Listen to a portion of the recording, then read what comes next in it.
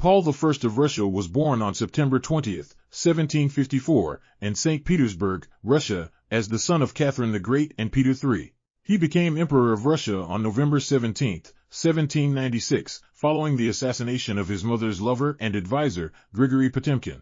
Paul's reign was marked by numerous reforms, conflicts with other European powers, and personal eccentricities that ultimately led to his assassination. Paul was the fourth child and only son of Catherine the Great and Peter III. He was born shortly after his parents' accession to the throne, and his birth was greeted with great excitement as he was seen as the future of the dynasty. Despite his mother's love for him, Paul grew up feeling overshadowed by her and neglected by his father. He had a difficult childhood, which was further complicated by his father's early death and Catherine's subsequent lovers. Paul received a strict education from his mother, which included lessons in French, German, Russian, and mathematics. He also received military training and served in the Russian army during the Russo-Turkish War of 1768 to 1774. He distinguished himself in battle, but his unconventional behavior and lack of discipline earned him the nickname Monsieur Sans-Culotte. In 1776, Paul married Princess Wilhelmina Louisa of Hesse-Darmstadt. The couple had 10 children, of whom only 5 survived to adulthood. Paul was a devoted father and husband, but his wife suffered from poor health and was often absent from court. Paul was a reformer and believed that Russia needed to modernize and catch up with the rest of Europe.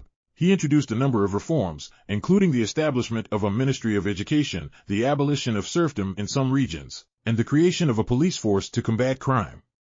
He also founded a new capital city, St. Petersburg, which he named after himself. Paul's foreign policy was marked by conflicts with other European powers. He was an ally of Great Britain and Austria and an enemy of France, which he saw as a threat to Russia's security. He supported the Holy Roman Empire during the War of the First Coalition and later joined the Second Coalition against France.